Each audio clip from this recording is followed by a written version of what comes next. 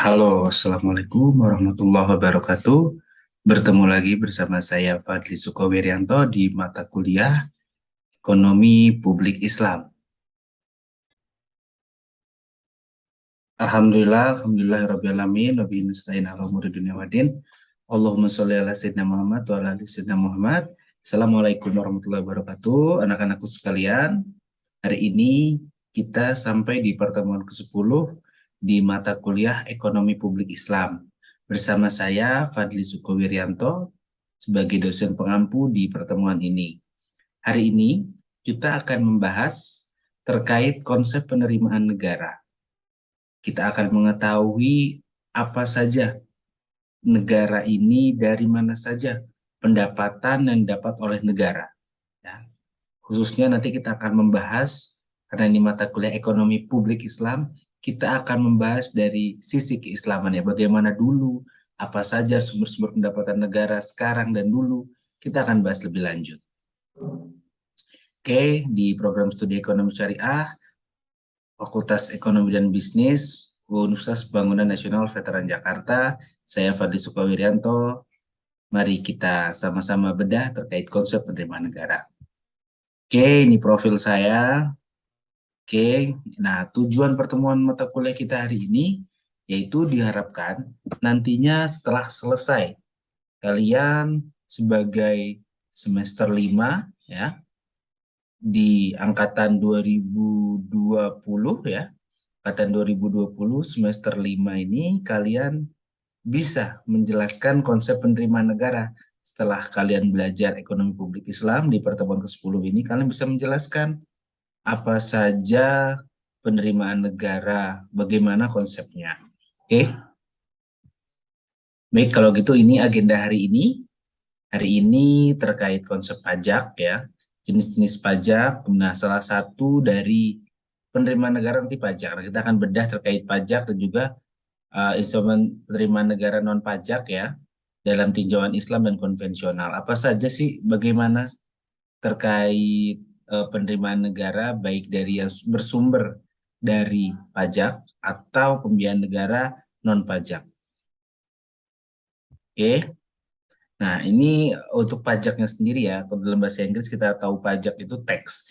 Tax is the delivery of payment from the private sector to state based on the law and it's used to finance general expense ya.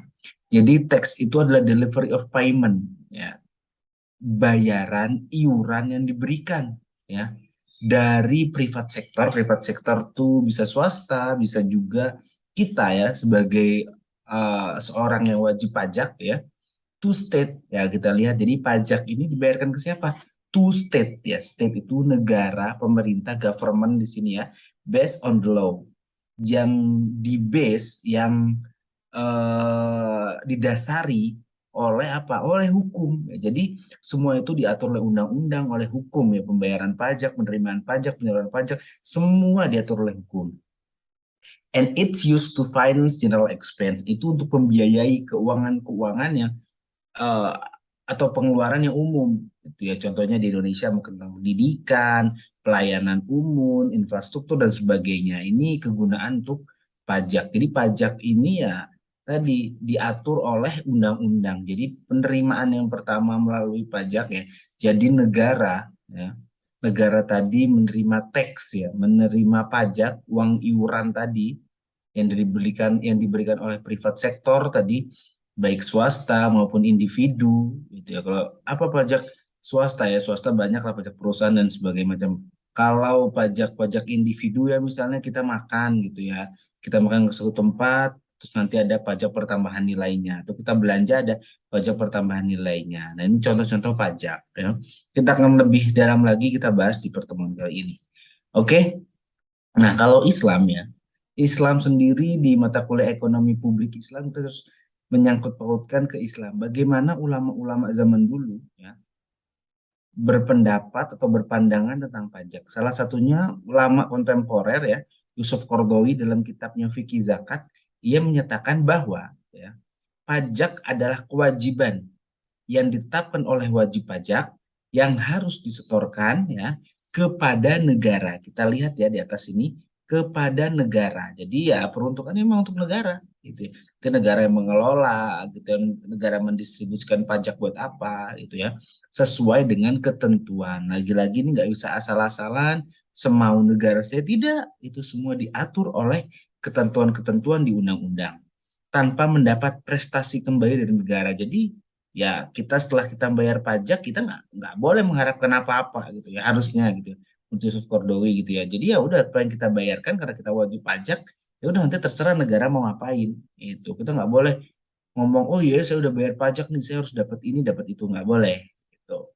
Dan hasilnya untuk membiayai pengeluaran-pengeluaran umum di satu pihak dan untuk merealisasikan sebagai tujuan ekonomi, sosial, politik, dan tujuan-tujuan lain yang ingin dicapai oleh negara. Jadi tadi hasilnya untuk pengeluaran-pengeluaran umum. Ya, jadi negara tadi berhak ya mendistribusikan atau menyalurkan pajaknya ya untuk apa? Untuk tujuan apa? Pertama ekonomi, ya untuk perbaikan ekonomi rakyatnya, kemudian sosial, sosial mungkin keamanan, sosial dan sebagainya, politik nih contohnya misalnya nanti di Indonesia tahun 2024 ini akan ada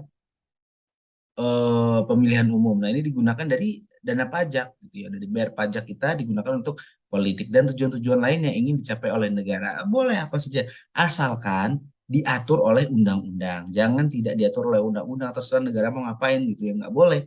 Itu ya. Walaupun kita sebagai orang yang mengeluarkan pajak tidak harus ya, tidak harus apa, tidak harus meminta oh saya udah bayar apa tadi dikatakan Yusuf Kordowi, tapi negara harus bertanggung jawab dengan apa yang sudah dibayarkan oleh rakyatnya.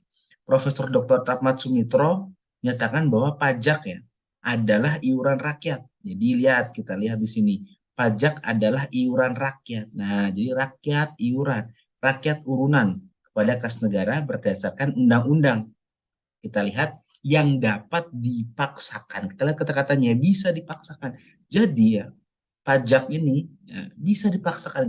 Kita ngelihat kayak salah satu contohnya juga zakat ya. Zakat itu dalam Islam itu dipaksakan juga gitu ya. Banyak ketentuan-ketentuan itu yang dipaksakan. Nah, jadi sifatnya teks ini, pajak ini sifatnya bisa dipaksakan itu dengan tiada mendapat jasa timbal. Tadi saya bilang tidak ada timbal balik. Jadi rakyat tidak berhak menerima, tidak berhak meminta. Ya, meminta saya karena saya sudah bayar pajak saya harus gini, karena saya sudah bayar pajak saya boleh kayak begini, enggak. Yang langsung dan dapat ditunjukkan dan yang digunakan untuk membayar pengeluaran umum. Lagi-lagi kalau kita belajar di ekonomi Islamnya ada maslahah ya, maslahat kemaslahatan umat, kemaslahatan rakyat ya. Ini digunakan untuk apa? Untuk pengeluaran pajak kita dilihat untuk kemaslahatan umat. Oh iya ya, cuma sebagian orang atau banyak orang yang mendapatkan dampak dari pajak ini. Itu harus dilihat gitu. Oke. Konsep pajak sebenarnya sudah diterapkan sejak zaman Rasulullah. Nah, ini kalau dalam Islam ya, konsep pajak sebenarnya sudah digunakan sejak apa? Sejak zaman Rasulullah. Dahulu kala sejak zaman Rasulullah ada, itu sudah digunakan. Pada masa pemerintahnya, Rasulullah menerapkan jizyah. Nah, ini juga bisa beberapa orang bilang ini jizyah ini pajak, itu ya ini pajak dibebankan pada orang-orang non-muslim, khususnya ahli kitab sebagai jaminan keselamatan jiwa, harta milik. Jadi orang-orang non-muslim dulu ya bayar jizyah untuk apa? Untuk keselamatannya. Yaitu untuk keselamatan jiwa, harta-hartanya. Jadi kalau orang udah bayar jizya nggak boleh diganggu, nggak boleh dibunuh tuh, nggak boleh diganggu lah, nggak boleh diambil barang-barangnya. Itu kebebasan melaksanakan menjalankan ibadah serta pengecualian dari wajib militer. Jadi dulu boleh non Muslim itu melaksanakan ibadahnya karena sudah membayar jizya tadi. Gitu. Selain itu, Rasulullah juga menerapkan sistem kharaj. Nah, selain jizyah, zaman dulu juga ada kharaj. Apa itu kharaj? Itu pajak tanah yang dipungut dari kaum non-muslim ketika wilayah Khaybar ditaklukkan. Jadi ketika perang Khaybar, setelah perang Khaybar gitu ya, non-muslim punya tanah ya di sana ya, itu bayar kharajnya. Itu tanah hasil taklukan diambil oleh kaum muslimin dan pemilik lamanya diberi hak untuk mengelola tanah tersebut dengan status penyewa dan bersedia memberikan separuh hasil produksinya kepada negara. Dan nyewa habis itu kalau udah produksi misalnya satu miliar nih itu harus ngasih setengahnya 500 juta ke negara. Dalam perkembangannya ini awal mula kharaj ya.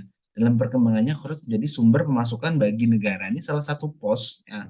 Karena tadi orang-orang muslim pada bayar gitu ya. Ini jadi apa? Sumber pemasukan bagi negara. Oke. In Arabic term, jadi dalam kata-kata Arab, bahasa Arab, tax are known as ad-doribah, ad-doribah. Jadi tax itu pajak itu bisa dikenal dengan ad-doribah. Or it can also be called al-maks, atau juga di al-maks. Which means levies drawn from the people by the people. Artinya apa? Pungutan ya.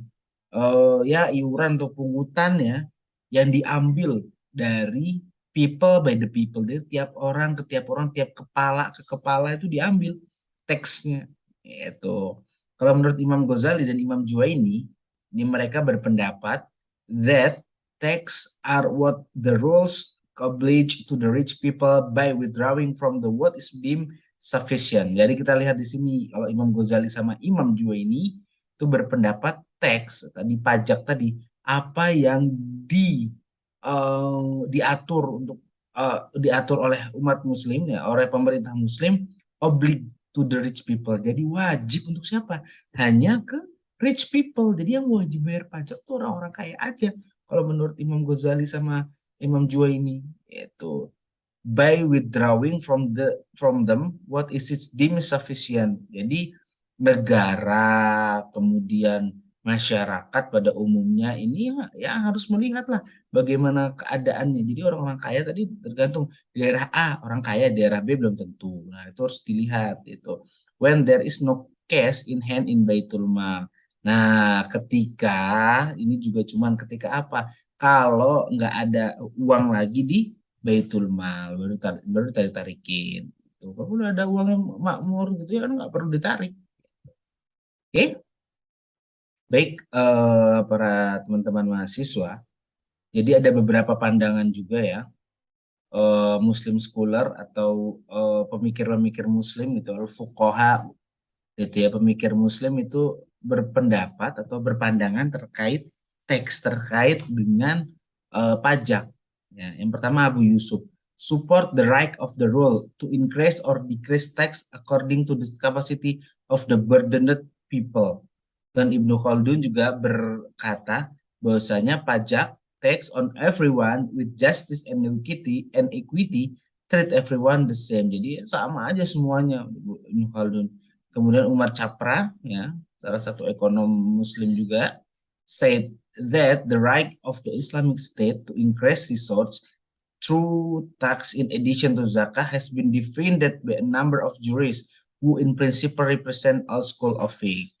Oh, jadi itu pandangan-pandangan terkait pemikir-pemikir fukoha muslim. Oke. Nah, jadi menurut data di Indonesia ini sumber pendapatan negara terbesar ada di apa? Pajak. Nah, ini pajak ini ya mungkin ditakuti oleh para banyak pebisnis ya karena bahkan kalau tidak ditakuti ya tidak ada yang naruh misalnya yang kemarin ada sempat kasus ya Panama Paper dan sebagainya ini takut pengusaha-pengusaha ini pengemplang pajak gitu ya yang jualannya 2 juta ngomongnya cuma 100.000. Nah ini kayak gini kan ngaruh ke pajaknya kemana-mana jadi mereka bisa lebih sedikit bayar pajak gitu. Nah pajak itu ada dua fungsi utama ya menurut eh, beberapa penelitian itu pertama sumber keuangan negara, yang kedua adalah pengatur. Jadi pajak itu bisa menjadi sumber keuangan negara ya. Contohnya misalnya kayak PPh, PPN, PPNBM gitu ya, barang mewah, kemudian PBB dan lain-lain ini bisa menjadi sumber keuangan negara. Ada juga yang pengatur gitu negara. Jadi pajak mempunyai fungsi pengatur, artinya pajak sebagai alat untuk mengatur atau melaksanakan kebijakan pemerintah dalam bidang sosial dan ekonomi serta mencapai tujuan-tujuan tertentu di luar bidang keuangan. Ya. Beberapa contoh penerapan pajak sebagai fungsi pengatur yaitu pajak yang tinggi dikenakan terhadap barang-barang mewah. Jadi bisa mengatur hidup konsumtif. Jadi pajak tadi bisa ngatur hidup orang gitu ya. Kalau semakin tinggi gitu ya, orang makin malas beli, ini konsumtif orang jadi kurang gitu. Kemudian ada juga tarif pajak untuk ekspor sebesar 0% dimaksudkan agar para pengusaha memasarkan ke pasar dunia. Jadi ekspor udah misalnya kebijakan nggak ada, udahlah kalau ekspor nggak ada nggak bayar gitu ya. Nah ini memudahkan orang-orang untuk apa? Untuk bersaing secara global, secara dunia. Itu. Oke, nah ini kemudian tax holiday, apa namanya, pajak liburan, atau mungkin beberapa waktu yang akan datang akan ada pajak YouTuber gitu ya, itu bisa mengatur akhirnya ya. Jadi pajak tadi selain sebagai sumber pendapatan negara ya, sumber keuangan negara, juga bisa sebagai apa? Pengatur regularan itu ya. Jadi untuk meregulasikan suatu hal itu. Terdapat berbagai jenis pajak. Ya, jadi pajak tuh banyak yang ada beberapa kelompoknya. Jadi tiga, yaitu ya menurut golongan, sifat, dan juga lembaga pemungutnya. Kalau golongan tuh langsung tidak langsung, ya untuk menentukan apakah suatu pajak langsung tidak langsung dalam arti ekonomis itu dengan cara melihat tiga unsur yang terdapat dalam kewajiban pemenuhan perpajakan. Ketiga unsur tersebut terdiri dari atas penanggung jawab pajak, penanggung pajak, dan juga pemikul pajak. Ini hal-hal yang apa ya, yang bisa menentukan ya itu pajak langsung ataupun tidak langsung tadi menurut golongan. Oke, kalau menurut sifat kita sudah tahu ya lah ya. Ini bisa dikelompokkan menjadi dua, yaitu subjektif dan objektif. Contohnya subjektif gitu ya. Itu definisinya dulu, yaitu sebagai yaitu pajak yang berdasarkan pada subjeknya. Nah, dalam arti memperhatikan keadaan diri wajib pajak. Contoh wajib penghasilan. Itu lihat macam-macam bedanya karena orangnya tadi kerjanya juga macam-macam. Itu dalam PPh terdapat subjek pajak yaitu wajib pajak, subjek pajak tadi yaitu orang pribadi. Gitu. Pengenaan PPh untuk orang pribadi tersebut memperhatikan keadaan pribadi wajib pajak. Yang lihat tadi status perkawinan, anak, tanggungan dan lainnya tuh yang ngikut ke sana untuk PPh itu penghasilan tadi. Keadaan pribadi wajib pajak selanjutnya digunakan untuk menentukan besarnya penghasilan tidak kena pajak. Itu nanti bisa menjadi pengurang atau menjadi bahkan jadi penambah. Itu. Yang kedua adalah pajak yang objektif. Yaitu apa? Yaitu pajak yang berpangkal. Adanya objeknya tanpa memperhatikan keadaan diri wajib pajak. Kayak misalnya pajak pertambahan nilai, misal kita beli makan gitu ya. Ya terserah mau kayak gimana, yang penting kamu beli makanan itu gitu ya. Ya nah ada PPN-nya atau PPNBM barang mewah atau pajak bumi bangunan gitu ya. Tanpa melihat orangnya siapa yang tinggal di situ, kalau kita punya rumah di situ ya berarti bayar PBB-nya segitu. Atau kita beli Hermes gitu ya, kalau saya bilang beli Hermes atau beli alat-alat barang barang mewah ya tergantung kamu belinya di situ. Itu terkena dari situ, nggak ngelihat walaupun kamu mohon maaf kamunya tanggungan di 100 gitu ya, 100 orang di tanggungan kamu gitu ya, istri kamu satu, anak kamu banyak gitu ya. Ini tidak melihat ke subjeknya, melainkan melihat ke objeknya. Itu terkait dengan sifat pajak. Oke. Kalau menurut lembaga pemungutannya ini ada namanya pajak negara dan pajak daerah. Kita tahu pajak negara ini pasti yang dipungut oleh pajak negara ini pajak yang dipungut oleh pemerintah pusat. Itu ya contohnya PPh, PPN, PPNBM gitu dan sebagainya, PBB serta perolehan hak atas tanah dan bangunan. Kalau pajak daerah gitu ya, contohnya yang paling gampang ada misalnya pajak hotel di suatu daerah gitu, pajak restoran di suatu daerah, yaitu bayarnya ke Pemda itu. Oke, baik. Jadi pendapatan negara bisa ada beberapa pemikir yang membagi jadi tiga. Tapi saya sendiri lebih condong ke bagi dua. Ya. Karena apa? Karena nanti hibah ini masuk ke PNBP gitu. Penerimaan negara bukan pajak gitu. Yang pertama pendapatan negara tadi yaitu pajak. Kita sudah bahas tadi pajak, ada pajak langsung, tidak langsung, subjektif, objektif dan sebagainya ya. Contoh-contoh pajak ada PPh, PPN, PPNBM, PBB dan sebagainya. Ini menjadi pendapatan dari negara. Itu ini bisa jadi sumber pendapatan. Selain menjadi sumber pendapatan juga bisa menjadi apa? Regulated gitu ya, bisa dia mengatur dengan pajak akhirnya menekan konsumsi gitu ya, menekan orang jadi konsumtif, atau dengan pajak holiday gitu ya, pajak berliburan ke luar negeri jadi menekan ke luar negeri, jadi dalam negerinya jadi ramai. Ini contoh-contoh dari pajak gitu ya. Nah, sedangkan yang kedua yang kita akan bahas yaitu PNBP, jadi penerimaan negara bukan pajak. Contoh-contohnya yaitu penerimaan yang bersumber dari pengelolaan dana pemerintah. Jadi dana pemerintah dikelola, habis itu dapat untung. Nah, ini bukan dari pajak. Selanjutnya penerimaan dari pemanfaatan sumber daya alam gitu ya. Dari hutan, dari sungai dan sebagainya. Ini negara dapat gitu. Tapi ini dari sumber daya alam. Selanjutnya adalah penerimaan dari hasil-hasil pengelolaan kekayaan negara yang dipisahkan. Kemudian penerimaan dari pelayanan yang dilaksanakan pemerintah, pemerintah penerimaan berdasarkan putusan pengadilan. Jadi ada sengketa, kemudian pengadilan memutuskan oh ini buat negara, nah jadi punya negara itu. Ini dari denda administrasi, kemudian nah ini beberapa teman-teman peneliti gitu ya, beberapa teman-teman itu berpendapat bahwasanya hibah ini sendiri, bukan penerimaan negara, bukan pajak gitu. Tapi saya di sini masukkan ke hibah itu karena masuk ke PNBP. Penerimaan berupa hibah yang merupakan hak pemerintah. Yang terakhir adalah penerimaan lainnya yang diatur dalam undang-undang tersendiri. Nanti misalnya bisa dapat apa gitu ya, dari mana gitu, nanti bisa diatur selanjutnya oleh undang-undang. Baik, anak-anakku sekalian, tadi kita sudah belajar ya mengenai pendapatan negara. Jadi zaman dulu ini di negara kita di Indonesia ini pendapatan negaranya ya kurang lebih dari dua dari penerimaan negara pajak. Yang kedua adalah non pajak. Non pajak tadi banyak ya. Nah, sekarang kita bisa melihat karena ekonomi publik Islam, kata kuliah kita melihat bagaimana sih Islam zaman dulu in early period gitu ya. Yang pertama pendapatan negaranya itu dari zakat. Dari saya bilang it is an important element because the payment system is mandatory. Jadi ini wajib gitu ya. Ini karena kita Islam itu wajib bayar zakat. Itu. Selanjutnya adalah ghanimah. Apakah itu ghanimah?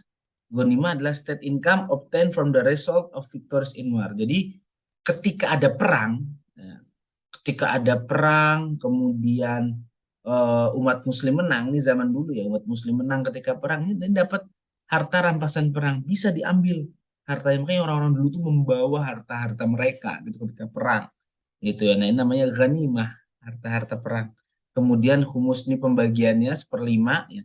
Nah ada juga namanya fai, ya, fai itu. Fai ini apa? Fai is obtained not by bloodshed ya. Jadi dari obtain bukan dari pertumpahan darah. Perang ya udah dinyerah gitu ya. Ini dapatlah eh, harta gitu. Negara dapat harta. Kemudian jizyah yang kita sudah bahas apply to non muslim citizen who can afford it ya. Jadi kalau ada non muslim itu orang-orang non muslim gitu ya mendapatkan apa namanya eh, dia harus bayar jizyah ya tadi untuk agar mendapatkan perlindungan, jadi dia bisa bebas beribadah dan sebagainya. Ini bayar jizyah. Yang terakhir adalah kharaj, a special tax imposed by the state on productive land owned by the people. Jadi untuk tanah, jadi saya bilang ya tanah dan sebagainya, PBB-nya zaman dulu lah. Ini kharaj. Oke. State revenue in early period of Islam, selainnya itu fida dan infak sodako wakaf ini juga masuk ke negara.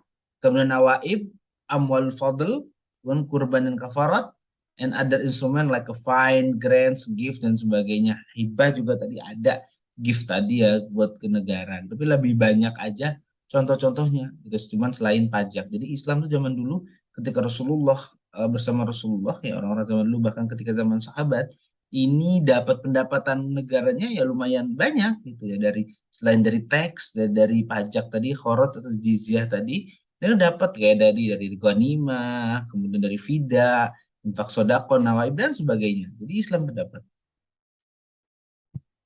oke. Nah sekarang kita masuk ke pemikirannya Al-Mawardi ya. Jadi Mawardi ini siapa sih Mawardi? Mawardi ini nama lengkapnya ada Abu Hasan Ali bin Muhammad. Beliau dilahirkan di Basrah ya terkait ekonomi Islam ya dia sorry ekonomi publik Islam dia berpendapat tentang negara ya. Ya Mawardi ini berasal dari kata ma'ar dan wardi itu air mawar lah ya. Karena apa? Kenapa dipanggil Mawardi? Karena beliau ini anak penjual mawar itu. Dan Mawardi dipanggil karena kecerdasan selain itu karena kecerdasan beliau, kepandaian berorasi dan sebagainya, ketajaman analisanya beliau ini dipanggil dengan Al-Mawardi. Kemudian Mawardi merupakan seorang pemikir Islam yang ternama di bidang fikih ya, di bidang hukum-hukum. Nih beliau ternama, kemudian sastrawan, politikus, dan tokoh terkemuka. Ia juga dikenal sebagai penulis yang sangat produktif. Banyak tulisan-tulisannya, 4 karya-karyanya berbagi bidang ilmu kayak di bidang bahasa, sastra, tafsir, dan politik ini lumayan terkenal ya, sangat terkenal bahkan. Al-Mawardi terkenal karena pemikiran politik melalui bukunya berjudul Al-Ahkam Al-Sultaniyah. Jadi beliau ini mulai melejit gitu ya di bukunya Al-Ahkam Al-Sultaniyah gitu. Ahkamul Sultaniyah ini bukunya Mawardi tentang pemikiran politik Islam ya. Jadi yang Islam ini ya politiknya ada. Gitu. Dia ngomong tentang negara, ngomongnya tentang pendapatan negara kayak gimana ada di bukunya. Gitu. Jadi menurut Al-Mawardi yang jadi kebijakan seorang imam seperti menjaga dasar. Jadi seorang pemimpin itu harus apa? Harus menjaga dasar-dasar agama, menegakkan keadilan, menegakkan hukum, menjaga keamanan dan sebagainya. Itu. Nah, keuangan publik adalah bagian dari ilmu ekonomi yang mempelajari tentang kegiatan pemerintah dalam bidang ekonomi, mengenai penerimaan dan pengeluarannya beserta pengaruh-pengaruhnya di bidang perekonomian. Jadi ya dia beranggapan ya bahwasannya tadi keuangan publik, ekonomi publik itu bagian ilmu ekonomi yang pelajari tentang kegiatan-kegiatan pemerintah. Pelajarin, oh jadi negara pendapatannya gini, pengeluarannya gini. Oh, jadi gimana sih kalau menurut Islam tuh jadi ekonomi yang baik tuh untuk negara kayak gimana? Nah, di sini dipelajari itu. Kemudian yang mengatur semua itu ada di Baitul Mal. Dalam pandangan Mawardi, Baitul Mal adalah institusi yang mengurus ya. Kita lihat berarti dia center yang mengurus tentang pemasukan dan pengeluaran negara. Jadi pemasukan pengeluaran negara semua ke Baitul Mal. Mungkin bank sentral ya bisa. Ya.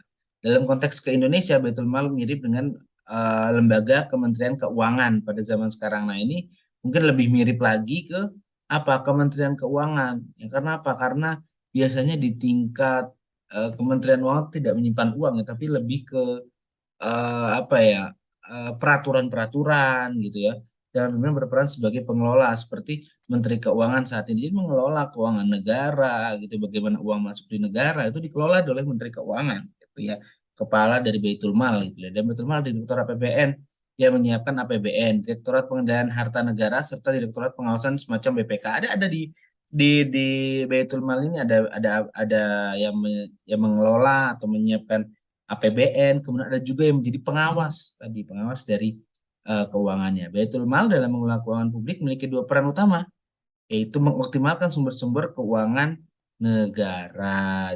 Jadi keuangan negara ini harus dioptimalkan. Itu. Oke, ini menurut Mawardi ya, sumber keuangannya jadi harta milik umum, milik rakyat, kemudian ada fai gonimah gitu karena dulu masih perang gitu ya ada yang bisa diambil fai tadi tanpa perang kalau gonimah tadi dengan perang ya jadi semuanya diatur oleh Baitul Mal tadi gitu ya kemudian ada hartanya juga milik pribadi adalah harta pendapatan yaitu kayak zakat gitu ya jadi pribadi masyarakat kalau pajak ya dari kepada pemerintah lah kalau yang perorangan pribadi ini zakat tuh oke. Kemudian beliau juga mengubahkan bahwasanya kebijakan fiskal ya terkait negara adalah salah satu perangkat kebijakan ekonomi makro dan merupakan kebijakan utama pemerintah yang diimplementasikan melalui APBN. Jadi ya, tadi berarti kebijakan fiskal tadi tercermin di APBN. Ya, anggaran nasional ini, anggaran belanja nih nasional itu mencerminkan kebijakan fiskalnya. Bagaimana kebijakan fiskal bisa jalan kalau APBN-nya kemana-mana itu tidak bisa mengelola APBN berarti kebijakan fiskalnya nanti juga tidak baik gitu. Ekonomi Islam bertujuan untuk memaksimalkan kesejahteraan seluruh masyarakat tadi saya bilang menurut Nasution juga ya jadi kebijakan fiskal tadi dalam ekonomi Islam bertujuan untuk memaksimalkan kesejahteraan seluruh masyarakat lagi-lagi untuk kemaslahatan masyarakat yang didasarkan atas distribusi kekayaan dengan materi dan spiritual seimbang harus spiritual sama materi harus seimbang. Hal ini ditegaskan oleh Mawardi bahwa pendapatan agregat yang besar bukan menunjukkan kesuksesan keuangan. Jika dalam pengumpulannya terdapat kezaliman, itu juga dalam mendapatkannya dengan kecurangan. Jadi intinya nggak boleh ada kezaliman lah. Nggak boleh bohong, mendapatkan APBN tadi, jadi narik-narik dari orang pajak nih. Jadi narik-narik dari merakyat gitu. Itu nggak boleh bohong gitu. Semua diatur undang-undang, nggak boleh lebih atau enggak, bahkan nggak boleh kurang. Kalau kurang ntar negara bisa bisa goyang ya. Kalau lebih ya zolim namanya. Itu. Sedangkan keuangan Islam bertujuan untuk mengantarkan manusia kepada kesejahteraan rohani di dunia dan juga di akhirat. Jadi negara mengatur keuangan itu ya tadi untuk kesejahteraan rakyatnya bukan cuma di dunia tapi tadi imam tadi ya. Tadi kan seorang apa pemimpin tadi punya tanggung jawab besar. Nah, di ekonomi publik ini bagaimana pemimpin tadi mengelola ya mengelola pendapatan secara baik, pendapatan negara baik pajak ataupun non pajak secara baik. Agar apa? Agar bisa dimanfaatkan untuk kemaslahatan umat, kemaslahatan rakyat yang banyak. Begitu. Oke, ini berarti terakhir penerimaan negara ya. Menurut Mawardi ini ada 4 akhirnya ya. Tiga lah ya. Ada zakat, ghanimah, fai, dan khoroj. Khoroj ini terkait dengan pajak ya. Kemudian ghanimah, fai ini rampasan perang. Yang terakhir zakat. Zakat ini pribadi. Tuh. Oke, baik para mahasiswaku sekalian. eh, Telah selesai di pertemuan ke-10 ini. Semoga dengan kita berdiskusi banyak, kemudian kita belajar banyak di pertemuan ke-10 ini, kalian bisa mengerti. Mengerti apa? Terkait tujuan mata kuliah ini. Itu kalian bisa tahu pendapatan negara tuh apa sih. Kalau dalam konvensional, kalau negara kita nih pendapatan negaranya misalnya ada dua, itu ya. Pajak, non pajak. Kalau dalam Islam ini ada tiga, pajak itu khoroj tadi ya, kemudian ada ghanimah sama fai itu terkait perang gitu ya. Yang terakhir adalah zakat individu. Nah, itu inti dari pertemuan kita kali ini. Semoga kalian bisa menjelaskan konsep penerimaan negara, kalian tahu dampaknya, efeknya kalau pajak tidak baik seperti apa, pembagian pajak seperti apa. Nah, silakan kita bisa diskusi, kalian boleh komen di kolom komen ya terkait apa yang kita pelajari hari ini. Terima kasih, selamat beraktivitas, salam sehat, wassalamualaikum warahmatullahi wabarakatuh.